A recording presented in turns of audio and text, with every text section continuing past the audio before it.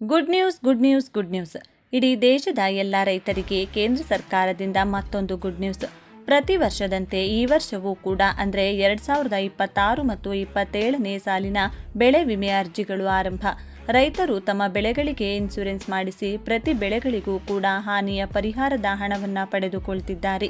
ಪ್ರತಿ ವರ್ಷವೂ ಕೂಡ ರೈತರು ತಮ್ಮ ಬೆಳೆಗಳಿಗೆ ಇನ್ಶೂರೆನ್ಸ್ ಮಾಡಿಸಿ ಹಣವನ್ನು ಪಡೆದುಕೊಳ್ಳುತ್ತಿರುವುದು ಇತ್ತೀಚೆಗೆ ಎಲ್ಲ ರೈತರು ಮಾಡುತ್ತಿರುವುದರಿಂದ ಅತ್ಯಂತ ಜನಪ್ರಿಯವಾಗಿದೆ.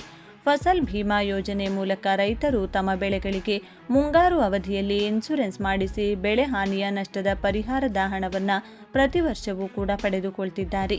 ಈಗ ಮತ್ತೆ ಈ ವರ್ಷ ಅಂದರೆ 2026 ಮತ್ತು 27ನೇ ಸಾಲಿನ ಹೊಸ ಬೆಳೆ ವಿಮೆ ಅರ್ಜಿಗಳು ಆರಂಭಗೊಳ್ಳುತ್ತಿದ್ದು, ದೇಶದ ಎಲ್ಲ ರೈತರಿಗೂ ಕೂಡ ಈ ಬಾರಿ ತಮ್ಮ ಜಮೀನಿನಲ್ಲಿರುವ ಬೆಳೆಗಳ ಮೇಲೆ ಇನ್ಶೂರೆನ್ಸ್ ಮಾಡಿಕೊಳ್ಳಲು ಈ ವಿಷಯ ತಿಳಿದುಕೊಳ್ಳುವುದು ಕಡ್ಡಾಯವಾಗಿದೆ.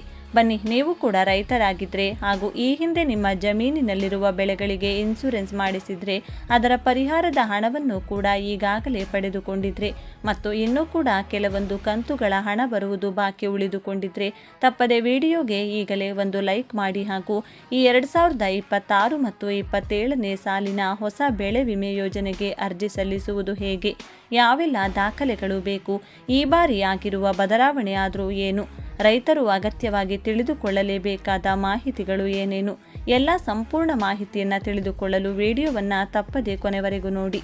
ಹಾಗೂ ನೀವು ಕೂಡ ರೈತರಾಗಿದ್ದರೆ ಅಥವಾ ರೈತ ಕುಟುಂಬಕ್ಕೆ ಸೇರಿದವರಾಗಿದ್ದರೆ ನಿಮ್ಮ ಜಮೀನಿನಲ್ಲಿರುವ ಬೆಳೆಗಳಿಗೆ ಇನ್ಶೂರೆನ್ಸ್ ಮಾಡಿಸುವುದಿದ್ದರೆ ತಪ್ಪದೆ ವಿಡಿಯೋಗೆ ಈಗಲೇ ಒಂದು ಲೈಕ್ ಮಾಡಿ ಹಾಗೂ ನಿಮ್ಮ ಸ್ನೇಹಿತರಿಗೂ ಮತ್ತು ನಿಮ್ಮ ಸಂಬಂಧಿಕರಿಗೂ ಈ ವಿಡಿಯೋವನ್ನು ಶೇರ್ ಮಾಡಿ ಅವರಿಗೂ ಕೂಡ ಈ ವರ್ಷದ ಬೆಳೆ ವಿಮೆ ಮಾಡಿಕೊಳ್ಳುವ ಬಗ್ಗೆ ಮಾಹಿತಿಯನ್ನು ನೀಡಿ. ಕರ್ನಾಟಕದ ರೈತ ಬಾಂಧವರಿಗೆ ಒಂದು ಪ್ರಮುಖ ಮಾಹಿತಿ ಇಲ್ಲಿದೆ.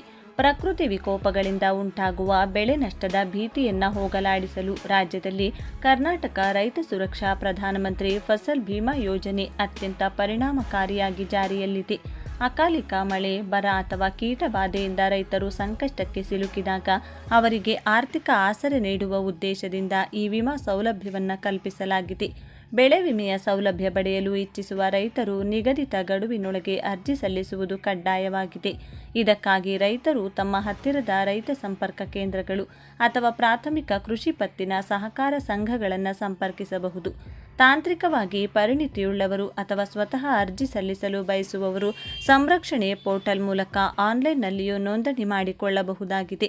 ಈ ಪೋರ್ಟಲ್ನಲ್ಲಿ ರೈತರು ತಾವು ಪಾವತಿಸಬೇಕಾದ ಪ್ರೀಮಿಯಂ ಮೊತ್ತದ ವಿವರಗಳನ್ನು ಹಾಗೂ ಅರ್ಜಿ ಸಲ್ಲಿಸಿದ ನಂತರ ಅದರ ಪ್ರಸ್ತುತ ಸ್ಥಿತಿಗತಿಗಳನ್ನು ಸುಲಭವಾಗಿ ಪರಿಶೀಲಿಸಬಹುದು.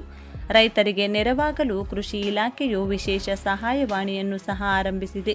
ಬೆಳೆ ನಷ್ಟದ ಕುರಿತು ದೂರು ನೀಡಲು ಅಥವಾ ಯೋಜನೆಗೆ ಸಂಬಂಧಿಸಿದ ಯಾವುದೇ ಗೊಂದಲಗಳಿದ್ದಲ್ಲಿ ಕೃಷಿ ರಕ್ಷಕ ಸಹಾಯವಾಣಿ ಸಂಖ್ಯೆ 14447ಕ್ಕೆ ಕರೆ ಮಾಡಿ ಮಾಹಿತಿ ಪಡೆಯಬಹುದು.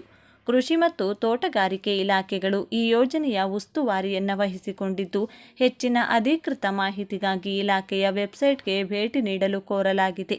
ಸಂಕಷ್ಟದ ಸಮಯದಲ್ಲಿ ಆರ್ಥಿಕ ಭದ್ರತೆ ಪಡೆಯಲು ಪ್ರತಿಯೊಬ್ಬ ರೈತರು ಈ ಯೋಜನೆಯಡಿ ನೋಂದಣಿ ಮಾಡಿಕೊಳ್ಳುವುದು ಹಿತಕರವಾಗಿದೆ.